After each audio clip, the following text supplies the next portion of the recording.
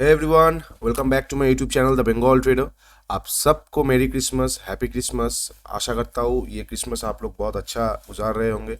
आप लोगों को एडवांस हैप्पी न्यू ईयर। मतलब ये वीक बहुत हसीन वीक है, अपने फैमिली के साथ टाइम बिताइए, थोड़ा थोड़ा करके मार्केट का और नॉलेज लीजिए और एक हसीन ज़िंदगी कटाइए। ठीक है, तो आज हम क्या डिस्कस करेंगे? आज हम डिस्कस करेंगे NISM 8 का इक्विटी डेरिवेटिव्स का जो पार्ट रह गया था चैप्टर 3 का, वो फुल पार्ट हम आज डिस्कस करेंगे, जहाँ पे हमें सिस्टमेटिक अनसिस्टमेटिक रिस्क हो गया, बेटा हो गया, ठीक है, डाइवर्सिफिकेशन हो गया पोर्टफोलियो का, ये सब पता चलेगा।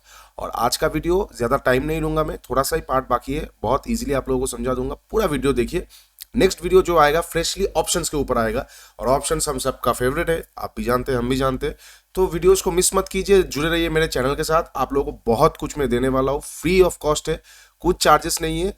जितना लूटना है उतना लूट लीजिए मेरे को, मैं अभी फ्री ही हूँ। ठीक है, चलिए शुरू करते हैं। ओके, हम यहाँ से अभी शुरू करेंगे, लास्ट डे हम इसके ऊपर तक पढ़े थे। चलिए, यूजेस ऑफ इंडेक्स फ्यूचर। ठीक है, इंडेक्स फ्यूचर को क्यों यूज किया जाता है ये यहाँ पे लिखा हुआ है। देखिए, रिस्क हमेशा दोनों टाइप का होता है, एक होता है अनसिस्टमेटिक रिस्क, एक होता है सिस्टमेटिक रिस्क। ये एग्जाम में आ सकता है, बहुत चांसेस रहता है आने का। एक हो गया आपका अनसिस्टमेटिक रिस्क और एक हो गया सिस्टमेटिक रिस्क। अनसिस्टमेटिक रिस्क क्या है? हमें सुन के लग रहा है अनसिस्टमेटिक मतलब कुछ दुर्घटना हो गया, कुछ डायरेक्टली मतलब कोई इसको क्या बोलते हैं, उसको कोई इसको फोरकास्ट नहीं कर सकता था, उसको बोलते हैं अनसिस्टमेटिक रिस्क। सिंपल भाषा में, आप अगर किसी कंपनी में निवेश कर रहे और उस कंपनी का CEO मर गया, ठीक है, या कंपनी का कुछ बम ब्लास्ट हो गया, कुछ आग लग गया, कुछ कुछ ना कुछ दुर्घटना हो गया, तो ये अनसिस्टमेटिक रिस्क है। तो इससे कैसे बच सकते हैं? हम अपने पोर्टफोलियो को डाइवर्सिफाई करके, मतलब आपके पास अगर 100 रुपए है, आप डायरेक्टली 100 रुपए विप्रो में लगा देंगे और विप्रो का कल CEO रिजाइन कर गया तो विप्रो गिर जाएगा। इसे अनसिस्टमेटिक रिस्क कहते हैं। तो इससे आप बचेंगे कैसे? 100 रुपए विप्रो पे ना लगा के 25 विप्रो में, 25 इन्फोसिस में, 25 TCS में और 25 अपना टेक महिंद्रा पे लगा दिए। 4 स्टॉक्स का आपने डाइवर्सिफाई कर दिया। तो कल अगर विप्रो का CEO रिजाइन करता है, विप्रो घटेगा, ये 3 उसके जगह पे ही रहेगा। ठीक है, तो इसे कहते हैं अनसिस्टमेटिक रिस्क। अनसिस्टमेटिक रिस्क मतलब जिसका कोई फोरकास्टिंग नहीं है, और इससे बचने का एक ही उपाय है, अपने पोर्टफोलियो को डाइवर्सिफाई करना। ठीक है, यहाँ पे वही लिखा है, स्पेसिफिक रिस्क और unsystematic risk is component of price risk that is unique to particular events of the company और इंडस्ट्री। IT इंडस्ट्री हो गया, IT का कंपनी हो गया, पर्टिकुलर मतलब जिसका कोई फोरकास्टिंग नहीं है, अचानक से आएगा और प्राइस उसके हिसाब से अकॉर्डिंगली मूव करेगा।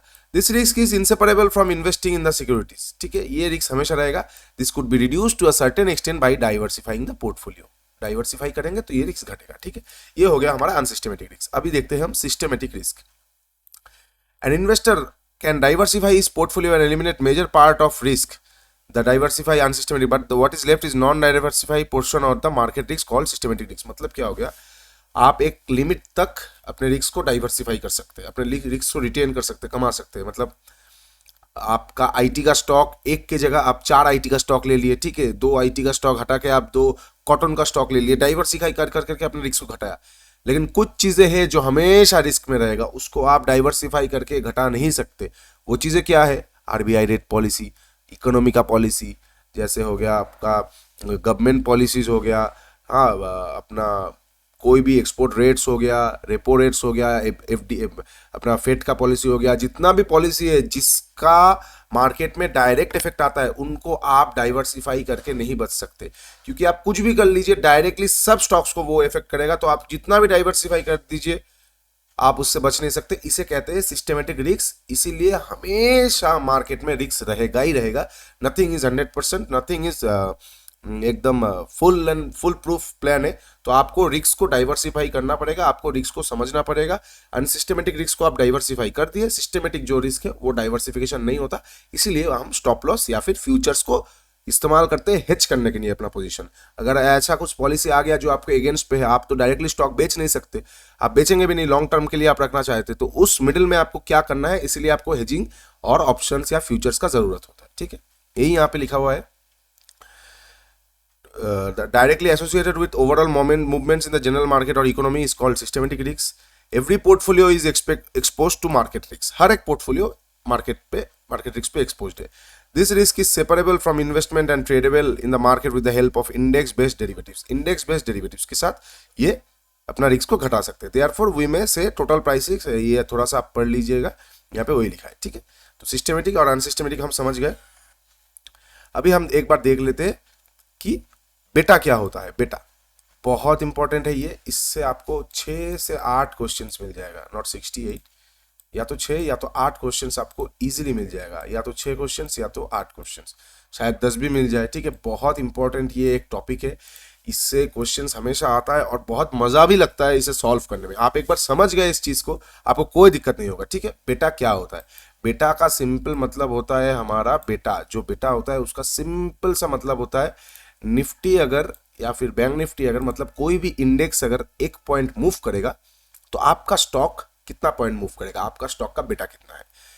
एक बात याद रखिए, ये एक बहुत नीचे आपको मिलेगा, मैं डायरेक्ट बता देता हूं, कोई भी इंडेक्स का बेटा हमेशा 1 रहेगा, कोई भी इंडेक्स का, ठीक है। कोई भी इंडेक्स फंड का बेटा, निफ्टी बेटा 1 है, बैंक निफ्टी बेटा 1 है, S&P बेटा 1 है, कोई भी इंडेक्स का बेटा हमेशा 1 रहेगा। सॉरी, कोई भी इंडेक्स का बेटा हमेशा 1 रहेगा। आपका स्टॉक का बेटा कितना होगा उसके साथ आपको वो कैलकुलेट करना पड़ेगा। जैसे मान लीजिए आप कोई हाई बेटा स्टॉक रहते हैं, जैसे अदानी का हाई बेटा स्टॉक हो गया, उनका बेटा 1.5 रहता है, कभी कभी 2 रहता है, 1.8 रहता है। मतलब क्या हो गया, सपोज अदानी का कोई स्टॉक का बेटा 1.8 है, मतलब अगर निफ्टी 1 पॉइंट ऊपर की तरफ जाएगा ये 1.8 ऊपर तरफ जाएगा, निफ्टी 1 पॉइंट नीचे तरफ आएगा ये 1.8 नीचे आएगा। समझ रहे हैं आप किस तरह से ये हाई बेटा स्टॉक हो गया। निफ्टी अगर 100 पॉइंट ऊपर जाएगा ये 180 पॉइंट ऊपर जाएगा, ठीक है। तो इसे कहते हैं हाई बेटा स्टॉक्स। एक सेकंड, जस्ट अ सेकंड, हाँ, इसे कहते हैं हाई बेटा स्टॉक्स।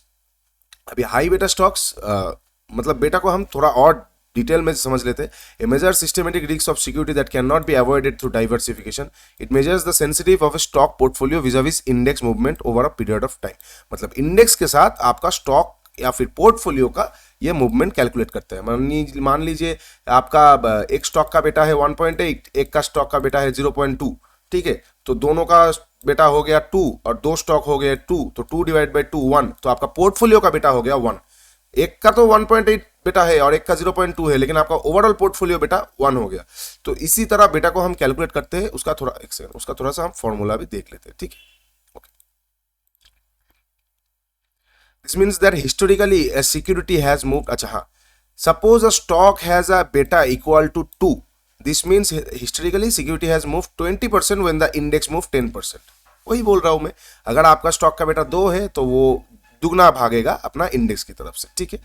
तो यहाँ पे ये बेटा हो गया, यहाँ पे ये भी लिखा है, ये इंपॉर्टेंट है कि portfolio or stock having beta more than 1 are called aggressive and having beta less than 1 are called conservative. हम बोलते हैं ना एग्रेसिव पोर्टफोलियो, एग्रेसिव स्टॉक है, हाँ कंजर्वेटिव डिफेंसिव प्लेयर है, उसका मतलब क्या हो गया, मतलब हो गया जिनका बेटा 1 से ऊपर है उसको एग्रेसिव ही कंसीडर करते हैं, ज्यादा मूव करेगा मार्केट के हिसाब से। और जिनका 1 से कम है, जैसे कोई भी फार्मास्यूटिकल सेक्टर्स बहुत स्लो, आईटीसी वगैरह, आईआरसीटीसी बहुत स्लो, आईआरसीटीसी तो नहीं आईटीसी कहूंगा, बहुत स्लो काउंटर से, उनको कंजर्वेटिव कहते हैं, ठीक है।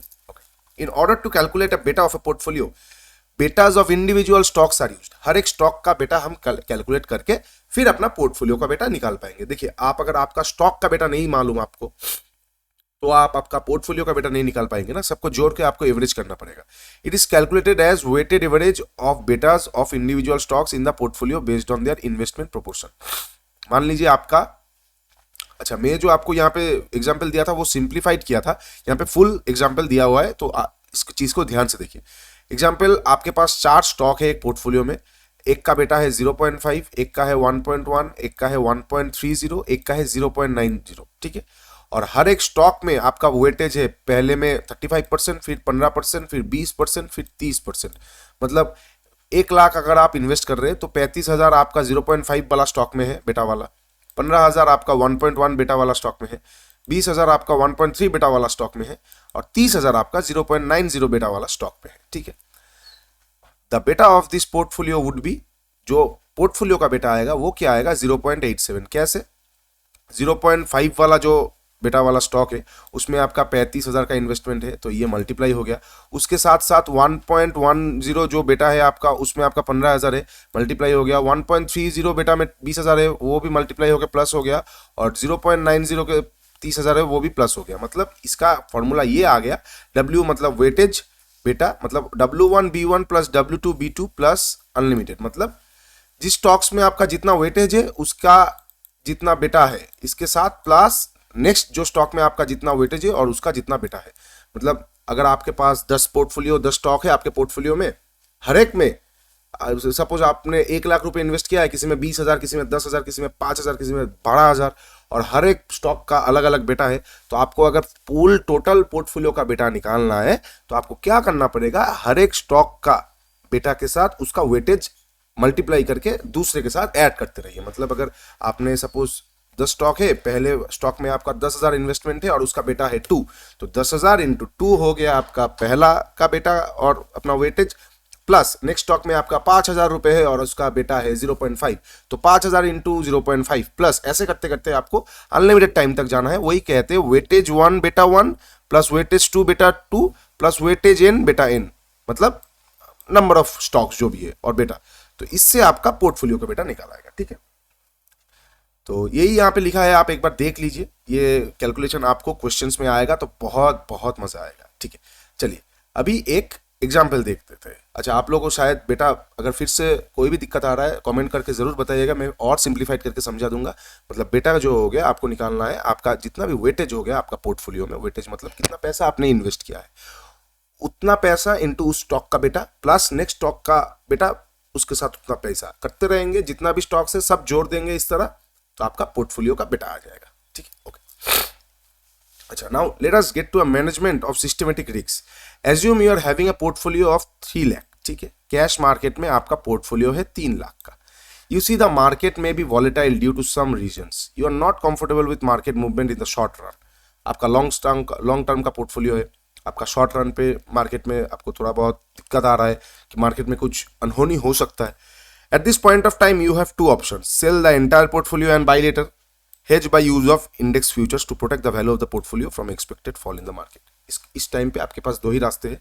आपको डर लग रहा है मार्केट में कुछ हो सकता है, आप अपना सारा स्टॉक्स बेच के निकल जाइए, या फिर अपना पोजीशन को आप हेज कीजिए। देखिए 2-3 लाख का पोजीशन कभी भी सेल हो सकता है, निकल जाएंगे, कोई दिक्कत नहीं। लेकिन जब आपके पास 200-250 करोड़ का पोजीशन होगा आप उसको सेल नहीं करेंगे। 10-20 करोड़ का पोजीशन होगा आप उसको सेल नहीं करेंगे, क्योंकि आपका ये लॉन्ग टर्म का बिल्डिंग का पोर्टफोलियो, और आपका एक सेल से और पैनिक क्रिएट हो जाएगा मार्केट में, ओपन मार्केट में हो रहा है ना ये। तो आप क्या करेंगे, आप आपका रिस्क को हेज करेंगे। कोई भी रिस्क को आप हेज करेंगे किस तरह से, डेरिवेटिव्स प्रोडक्ट्स के माध्यम से। अच्छा ठीक है, तो as an investor you are comfortable with the second option, क्योंकि इन्वेस्टर कभी उतना इजीली सेल नहीं करता। If the price fall you make loss in cash market but make profits in future market, if price rises you make profits in cash market but loss in future market. इस लाइन का, इस paragraph का मतलब यही हो गया कि सेकंड कैश मार्केट है एक और एक फ्यूचर मार्केट है, ये तो आप सब जानते ही है, कैश मार्केट और फ्यूचर। तो कैश में आपका स्टॉक लिया हुआ है 100 रुपए का, ठीक है, आपको लग रहा है कि मार्केट गिर सकता है, तो आप 100 रुपए बेच के निकल सकते हैं, ये एक ऑप्शन हो गया जो कभी लागू नहीं होता।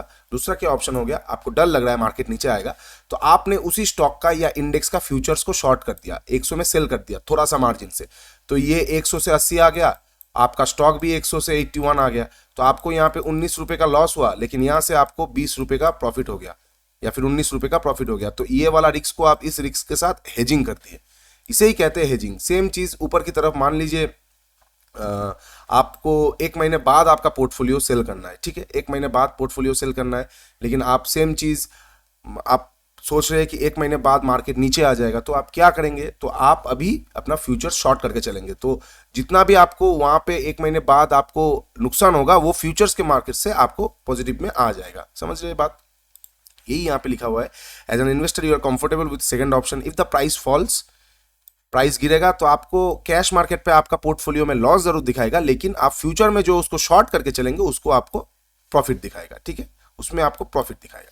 अच्छा, now the question arises, how many contracts you have to sell to make perfect hedge. आपके पास स्टॉक तो हो गया, आपके पास स्टॉक हो गया 100 रुपए का, 20 रुपए का या फिर 1000 रुपए का, यहाँ पे दिखा दिया हुआ है 3 लाख रुपए का। तो आप कितना इंडेक्स निफ्टी को आप कितना शॉर्ट करेंगे, 1 लॉट, 2 लॉट, 10 लॉट, 20 लॉट, आपको ये पता कैसे चलेगा कि इसी क्वांटिटी में अगर आप मेरे को शॉर्ट करना है तो मेरा हेजिंग जो आएगा इस वाला लॉस इस वाला प्रॉफिट के साथ मैच हो जाएगा। अगर थोड़ा 19-20 हो गया, आपने ज्यादा शॉर्ट कर दिया तो प्रॉफिट भी ज्यादा आ सकता है, रिस्क भी ज्यादा, आपने कम शॉर्ट कर दिया प्रॉफिट भी कम और लॉसेस भी कम। तो ये चीजें आपको पता कैसे चलेगा, ये पता चलेगा हमारा बेटा से, ठीक है। अच्छा, perfect hedges means if you make 30,000 loss in cash market, you should make 30,000 profit in future market. ये होता है परफेक्ट हेज। परफेक्ट हेज क्या हो गया, जितने का लॉस आपको कैश मार्केट में आएगा उतने का ही प्रॉफिट आपको फ्यूचर मार्केट पे होना चाहिए, ठीक है। Find the number of contracts of perfect hedge, hedge ratio is used. Hedge ratio is called calculated as, hedge ratio जैसे ही आपको मतलब परफेक्ट हेज के लिए आपको हेज रेशियो चाहिए, और हेज रेशियो को कैसे कैलकुलेट किया जाता है, number of contracts for perfect hedge equal to, ये हो गया VP BP Y V I. मतलब क्या हो गया, आपका ये इंडेक्स का वैल्यू और ये हमारा पोर्टफोलियो का वैल्यू और डिवाइडेड बाय इंडेक्स। मतलब वीपी हो गया वैल्यू ऑफ पोर्टफोलियो, आपका पोर्टफोलियो का वैल्यू, बीपी हो गया बेटा ऑफ द पोर्टफोलियो, और वीआई हो गया value of index future contract. मतलब यहाँ पे लिखा हुआ है आपका value of index future contract और contract size equal to future index level into contract multiplier. मतलब हो गया, सपोज मैं आपको एकदम सिंपल वे में इसको ना हटा देता हूं मैं पहले, एक सेकेंड। मान लीजिए आपके पास 100 रुपए है, ठीक है, 100 तो नहीं, चलिए 10,000 रुपए का आपका स्टॉक का पोर्टफोलियो है, ठीक है, और इसका बेटा है 1 पॉइंट, चलिए 1 ही पकड़ लेते हैं, इसका बेटा है 1, ठीक है, और इंडेक्स का अभी वैल्यू चल रहा है लगभग सपोज 4,000। ओके, तो आपका परफेक्ट हेज कैसे आएगा, आपका ये जो भी आपका ये अपना वैल्यू ऑफ द पोर्टफोलियो है, ठीक है, इसका फॉर्मूला क्या है, value of the portfolio is equal to beta of the portfolio by value of the index futures, ठीक है। वैल्यू ऑफ द पोर्टफोलियो मतलब आपका ये 10,000 रुपए का जो पोर्टफोलियो है, इसका परफेक्ट हेजिंग रेशियो आएगा, निफ्टी का कितना लॉट आपको शॉर्ट करना है ये आपको पता चलेगा। आप अगर आपका बेटा आ गया 1 divide by value of index future contract हो गया 4,000, तो ये जो रेशियो आएगा, इस रेशियो में आपको इंडेक्स का फ्यूचर शॉर्ट करना है या लॉन्ग करना है। मतलब अगर हम सिंपल वे में देखेंगे, एक सेकेंड, थोड़ा सा कॉम्प्लिकेशन है इसमें, आपको थोड़ा सा ध्यान से समझना पड़ेगा। आप अगर ये चीज समझ गए तो आपको इन फ्यूचर कोई भी दिक्कत नहीं आएगा। मान लीजिए वैल्यू ऑफ इंडेक्स फ्यूचर और कॉन्ट्रैक्ट साइज, अच्छा चलिए लेट्स अज्यूम बेटा ऑफ योर पोर्टफोलियो इज 1.3। यहाँ से एग्जांपल से देखते हैं, मेरे से ज्यादा एग्जांपल अच्छा बुक कभी कभी दे देगा, ठीक है, कभी कभी क्या हमेशा ही देगा, मैं कभी कभी अच्छा दूंगा शायद। एनीवे देख लीजिए, पोर्टफोलियो है अपना 1.3, ठीक है, आपका पोर्टफोलियो का बेटा है 1.3 और इंडेक्स का लेवल अभी चल रहा है मान लीजिए 26,008 रुपए, 2608 रुपए, ठीक है। तो हेज रेशियो क्या आएगा, जो मैंने आपको वही बताया, 3 लाख का आपका पोर्टफोलियो का वैल्यू है इनटू आपका 1.3 डिवाइडेड बाय 2608, मतलब 149.50 इंडाइसेस। एज्यूमिंग 1 फ्यूचर कॉन्ट्रैक्ट है 50, तो आपको 3 करना पड़ेगा। मतलब क्या हो गया, वही मैं चीज आप लोगों को समझाया कि आपका पोर्टफोलियो का वैल्यू है 10,000 रुपए, आपका बेटा है 1 डिवाइडेड बाई अभी इंडेक्स चल रहा है 4,000, मैंने जो समझाया था, समझ गए आप लोग। वैल्यू ऑफ पोर्टफोलियो इनटू बेटा of portfolio divide by value of index, मतलब आपका पोर्टफोलियो है 10,000 का, वैल्यू ऑफ आपका बेटा है 1 और आपका इंडेक्स का वैल्यू 4,000, तो 10,000 इंटू 1 डिवाइड बाई 4 मतलब 2.5, तो आपको 2.5 लॉट आपको इंडेक्स बाई या सेल करना पड़ेगा। सेम चीज यहाँ पे ये वाले एग्जांपल में 3 लाख का, आपका 3 लाख का पोर्टफोलियो है, 1.3 का आपका बेटा है, डिवाइड बाई इंडेक्स वैल्यू आ गया तो 149.50 इंडेक्स का आपको सेल करना पड़ेगा। एक लॉट पे 50 इंडेक्स सेल होता है, तो 149/50, 3 कॉन्ट्रैक्ट आपको, क्योंकि 2.99 तो आप हेज नहीं कर सकते, इसलिए आपको 3 करना पड़ेगा। तो कोई भी अगर आपको बेटा निकालना है, आपका स्टॉक का पोर्टफोलियो का वैल्यू लेंगे आप, उसके साथ पोर्टफोलियो का बेटा लेंगे, मल्टीप्लाई कर दीजिए, डिवाइडेड बाई इंडेक्स का वैल्यू के साथ डिवाइड कर दीजिए, जो भी वैल्यू आएगा उसको इंडेक्स का लॉट के साथ आप देख सकते हैं कौन सा लॉट कितना में जा रहा है। सपोज आपके पास सेम चीज में एक बार फिर से आप लोगों को समझा रहा हूं, ये बहुत इंपॉर्टेंट चीज है, लास्ट और फॉरमोस्ट एकदम बेस्ट एग्जांपल से समझा रहा हूं, इसको दिमाग में घुसाइए। ये एक बार घुस गया 8 से 10 नंबर ऐसे ही आ जाएगा। थोड़ा सा कॉम्प्लिकेटेड है आई नो, बट बहुत सिंपल हो जाएगा एक बार आप समझ गए तो। आपका पोर्टफोलियो का वैल्यू है 1 लाख, ठीक है, आपका पोर्टफोलियो का बेटा है 1.5। बेटा कैसे निकालते हैं, अपना सारा स्टॉक्स का वेटेज इनटू बेटा, पर्टिकुलर मतलब स्टॉक्स का बेटा के साथ स्टॉक्स का वेटेज, सेम चीज नेक्स्ट स्टॉक का बेटा स्टॉक का वेटेज, मल्टीप्लाई करते करते सबको ऐड करेंगे तो आपका पोर्टफोलियो का बेटा आएगा। आपका पोर्टफोलियो का बेटा आ गया 1.5, आपका पोर्टफोलियो का वैल्यू आ गया 1 लाख। इन दोनों का आप मल्टीप्लाई करेंगे और इसको आप किससे डिवाइड करेंगे, सपोज अभी निफ्टी चल रहा है 8,000 रुपए, आप इसके साथ डिवाइड करेंगे तो कितना आपका रिजल्ट आ जाएगा एक बार हम देख लेते हैं। 1,00,000 इंटू 1.5 आ गया आपका 1.5 लाख डिवाइडेड बाई 8,000, 18.75। ठीक है, 18.75 आपको इंडाइसेस सेल करना है। समझ गए? 18 एक सेकेंड,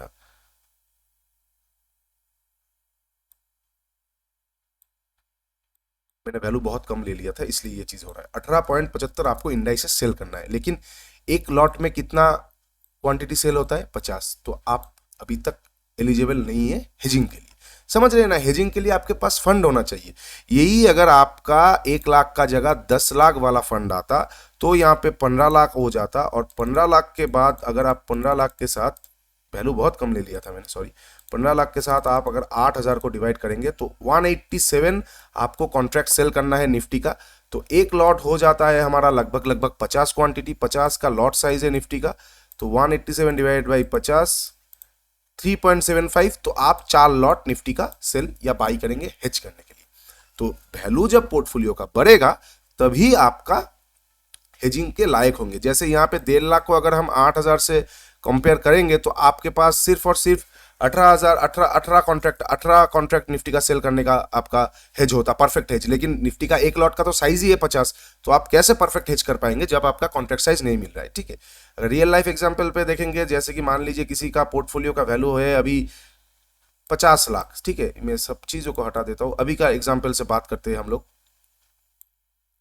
किसी का पोर्टफोलियो का वैल्यू है अभी 50 लाख। ठीक है, 50 लाख हो गया, 110,000 लाख। हाँ ठीक है, 50 लाख हो गया, किसी का पोर्टफोलियो का वैल्यू अभी 50 लाख है, और उसका पोर्टफोलियो का बेटा है 1.1। अभी निफ्टी चल रहा है 18,000, तो उसको कितना हेज करना पड़ेगा? हम अभी सिंपली देख लेंगे।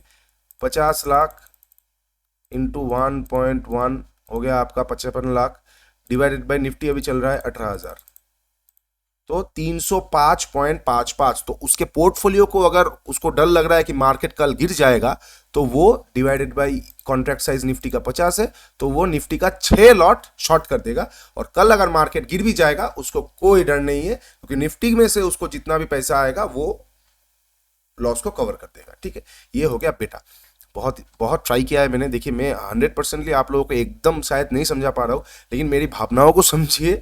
और मैं जिस तरह से आप लोगों को बोल रहा हूँ, अगर फिर भी कोई दिक्कत आ रहा है तो नीचे जरूर बताइए कमेंट पे कि कौन से पार्ट पे आपको समझने में दिक्कत हो रहा है बेटा को। क्योंकि बेटा एक बार आप समझ गए, यही है एक फंड मैनेजर का मेन थिंग, बेटा समझना। बेटा समझ गए, आप कुछ भी हेज कर सकते हैं, कुछ भी हेजिंग कर सकते हैं। आपको कोई भी मार्केट सिनेरियो से डर नहीं लगेगा। आपके पोर्टफोलियो में 1 करोड़ भी हो गया, 2 करोड़ भी हो गया, कल आरबीआई पॉलिसी करेगा तो आपको कितना पोर्टफोलियो का बेटा निकाल के कितना शॉर्ट करना है, आपको पूरा हेजिंग आ जाएगा और आप बहुत मास्टर लेवल का आदमी बन जाएंगे। ठीक है, ठीक। चलिए, अभी इस बेटा को हम किस तरह से यूज करते हैं। Long hedge, short hedge. Long hedge हो गया, मान लीजिए कि long hedge is a transaction when you hedge our position in the cash market by going long in the futures market. मतलब लॉन्ग हेज हो गया, मतलब आप मान लीजिए for example we expect to receive some funds in the future and we, हाँ same चीज, मतलब आपको विप्रो खरीदना है, लेकिन आपको 1 महीने बाद खरीदना है, लेकिन आपको डर लग रहा है कि विप्रो शायद 1 महीने बाद 20 रुपये ऊपर चला जाएगा। तो आप क्या करेंगे, आप विप्रो का अभी एक फ्यूचर ले लेंगे, एक फ्यूचर का लॉट ले लेंगे, जो भी लॉट साइज होगा, जो भी आप बाई करना चाहते हैं उस लॉट साइज हिसाब से आप एक विप्रो का फ्यूचर ले लेंगे। 1 महीने बाद ये फ्यूचर्स का प्राइस बढ़ जाएगा, तो आपको जो प्रॉफिट आएगा उसी प्रॉफिट से आप उस टाइम पे विप्रो में निवेश कर सकते हैं। क्योंकि आपका जो ये 20 रुपये बढ़ गया, ये आपने मिस नहीं किया, क्योंकि आपके पास फ्यूचर का ऑप्शन, फ्यूचर का एक लॉट था। ठीक है, ये हो गया लॉन्ग हेज। मतलब आप आने वाले टाइम पे लेंगे, लेकिन आप ये वाला मूव मिस नहीं करना चाहते, इसलिए आपने अभी अभी फ्यूचर्स को हेज करके चला है। ठीक है, नेक्स्ट हो गया हमारा short hedge. Short hedge is a transaction when we hedge is accomplished by going short in future markets. For instance, assume we have a portfolio and we want to liquidate in the nearest future. Same चीज short hedge में भी आपको cell करना है, लेकिन आपको cell करना है 1 महीने बाद। आपका बहन का शादी है या फिर आपका भाई का शादी है, आपको 2 महीने बाद सारा स्टॉक सेल करना है, लेकिन आपको कभी ना कहीं डर लग रहा है कि 2 महीने बाद शायद यूक्रेन और रशिया में फिर से वॉर आ जाएगा। तो आप क्या करेंगे, अभी आप सेल नहीं करना चाहते, टैक्स का दिक्कत होगा, अब क्यों नहीं सेल करना चाहते वो आप जाने, लेकिन 2 महीने बाद आपको सेल करना है। तो आप क्या करेंगे, आप अभी आपके बेटा के हिसाब से आप उतना लॉट का फ्यूचर शॉर्ट कर देंगे मार्केट पे। तो जैसे ही आपका पोर्टफोलियो घटेगा, आपका जो शॉर्ट किया हुआ है उसका प्राइस बढ़ेगा, क्योंकि आप तो बियर है ना, आप तो शॉर्ट किए हैं फ्यूचर्स मार्केट पे, तो वहां से जो प्रॉफिट आएगा यहाँ के लॉस को कवर कर देगा परफेक्टली, इसे ही शॉर्ट हेज कहते हैं। ठीक है, सेम चीज हो गया क्रॉस हेज। क्रॉस हेज हो गया, मान लीजिए आपके पास सोना है, सपोज आपके पास सोना है और आपको सोना बेचना है लेकिन सोना का कॉन्ट्रैक्ट अवेलेबल नहीं है, तो आप क्या करेंगे, आप जो चीज सोना बनाता है जिस कंपनी, उसको बेच दिया। सेम चीज अगर आपके पास मान लीजिए यहाँ का एग्जांपल क्या दिया हुआ है, जो मतलब क्रॉस एज हो गया, जो भी आपको बेचना है, जो भी एसेट क्लास हो गया, जो भी कमोडिटीज हो गया, वो मिल नहीं रहा है मार्केट में, उसी के बराबर आप किसी और को बेच रहे हैं, मतलब उसी का भाई बहन को बेच रहे हैं, कुछ इस तरह से। बहुत सुनने में गंदा लगा ये वर्ड, सॉरी फॉर दैट। उसी मतलब जो कि बहुत एसेट क्लास का बहुत बहुत मतलब क्लोज है, आपने उसको बेच रहे हैं। ठीक है, that is closely associated with their underlying.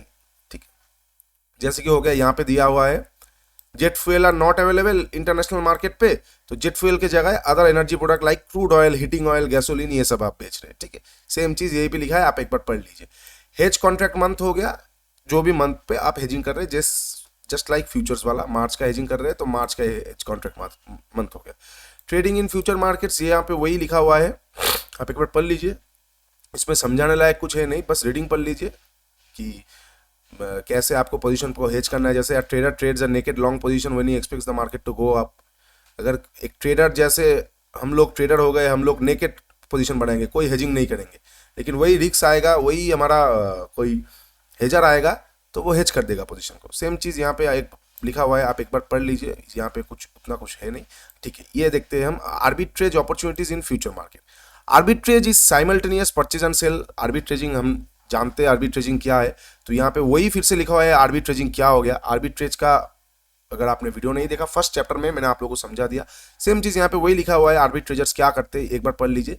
ठीक है, आर्बिट्रेजर्स का मॉडल क्या है ये हम एक बार देख लेते हैं। Cash and carry arbitrage. Cash and carry arbitrage हो गया, मान लीजिए जो भी आर्बिट्रेजर्स है वो कैश मार्केट पे लॉन्ग हो रहे और फ्यूचर मार्केट पे शॉर्ट हो रहे हैं। ठीक है, यहाँ पे वही लिखा हुआ है, long position in the cash and short position in the future market. मतलब आप उनको आर्बिट्रेजिंग का मौका दिख रहा है तो उन्होंने क्या किया, कैश मार्केट में स्टॉक्स को बाई किया, सेम चीज फ्यूचर मार्केट पे स्टॉक्स को शॉर्ट कर दिया।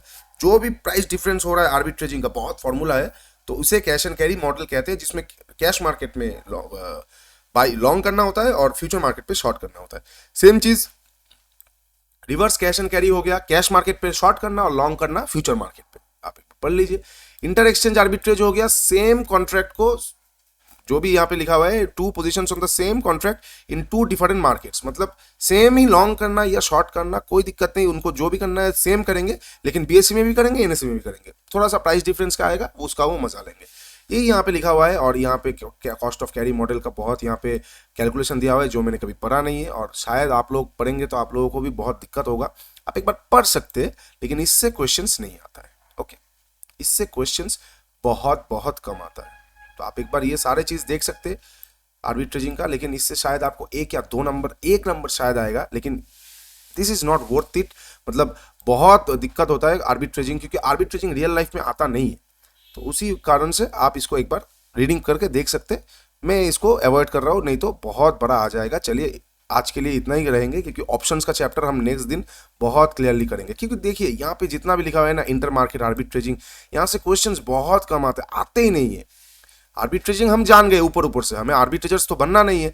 फिर भी यहाँ पे लिखा हुआ है, जैसे कि मान लीजिए केसेस दिया हुआ है, केस स्टडी किया हुआ है, आप एक बार देख सकते हैं आर्बिट्रेजिंग क्या होता है। जैसे कि एक मान लीजिए एक कैश एंड कैरी का यहाँ पे एक केस स्टडी दिया हुआ है कि स्टॉक, यहाँ पे पहले आपको ये समझना पड़ेगा कि कैश मार्केट में इसका प्राइस चल रहा है एक स्टॉक का 1500, ठीक है, फ्यूचर में चल रहा है 1520 और 100 का लॉट है। ठीक है, इंप्लाइड कॉस्ट ऑफ कैरी 8% आता है, 8% के हिसाब से फ्यूचर का प्राइस होना चाहिए। ठीक है, 75% पर मंथ ये होना चाहिए। तो थियोरेटिकली फेयर प्राइस जो हो गया 1504 हो गया। ये देखिए यहाँ पे बहुत सारा कैलकुलेशंस दिया हुआ है, तो आप एक बार देख लीजिए वहाँ पे, उस हिसाब से केस स्टडीज को आप एक बार खुद से देख लीजिए। मेरा सजेशन रहेगा इसको आप अवॉइड कर सकते हैं। ठीक है, चलिए आज के लिए इतना ही। बेटा बहुत टफ लगा शायद आप लोगों को, तो आप लोग फिर से एक बार वीडियो को देखिए, खाते में लिख के एक बार रिवाइज कीजिए कि बेटा का वेटेज कैसे निकालते, हर एक स्टॉक्स का खुद का बेटा कैसे निकालेंगे, आप पोर्टफोलियो का बेटा कैसे निकालेंगे, जो कि हो गया। ये चीज़ बहुत इंपॉर्टेंट है, पोर्टफोलियो का बेटा निकालना बहुत इंपॉर्टेंट है, जो कि आपका जितना भी वेटेज है उसके साथ आपको उस स्टॉक का बेटा मल्टीप्लाई करना है, करके नेक्स्ट वाले स्टॉक का वेटेज इंटू बेटा मल्टीप्लाई करके इसको ऐड करते जाना है। ठीक है, W1 B1 W1 वेटेज 1 बेटा 1 प्लस W2 B2 वेटेज 2 बेटा 2 प्लस WN BN, मतलब वेटेज नंबर ऑफ टाइम्स बेटा नंबर ऑफ टाइम्स, हर एक स्टॉक का weightage W1 B1 W2 B2 ये ऐड करते हुए जाना है वेटेज बेटा का। उसके बाद आपको अगर परफेक्ट हेज करना है, परफेक्ट हेजिंग क्या होता है, निफ्टी का वैल्यू जो भी है आपका पोर्टफोलियो इनटू जो पोर्टफोलियो का बेटा है उसके साथ आपको मल्टीप्लाई करके निफ्टी के साथ उसको डिवाइड कर देना है। जो जितना भी कॉन्ट्रैक्ट आएगा उतना आपको कॉन्ट्रैक्ट सेल करना है। अभी निफ्टी का आपको लॉट साइज पकड़ना है, जैसे 60 मान लीजिए आपको 60 कॉन्ट्रैक्ट सेल करना है, लेकिन निफ्टी का लॉट साइज है 50, तो आप कैसे इसको परफेक्ट हेज करेंगे? परफेक्ट हेज करना फिर मुश्किल हो जाएगा। सेम चीज आप ये सब थोड़ा सा फिर से रिवाइज कीजिए, बहुत इंपॉर्टेंट है। 8 से 10 नंबर आपको बहुत इजीली मिल जाएगा एक बार अगर आप इसको थॉरोली एक बार आप समझ गए, ठीक है। चलिए फिर से आप लोगों को एक बार फिर से मेरी क्रिसमस, एंजॉय कीजिए आपका शाम, ठीक है। और जो भी हम ऑप्शंस के बारे में बात करेंगे वो नेक्स्ट वीक में हम ऑप्शंस का फ्रेशली स्टार्ट करेंगे, ठीक है। चलिए आज के लिए इतना ही। चैनल पे जुड़े रहिए, लाइक कीजिए, शेयर कीजिए, सब्सक्राइब कीजिए। इंस्टाग्राम का लिंक दिया हुआ है, जाके एक बार जुट जाइए और सपोर्ट दिखाते रहिए। अगर मेरे से कुछ भी गलती हो रहा है तो कमेंट पे जरूर बताइएगा। Take care, bye bye.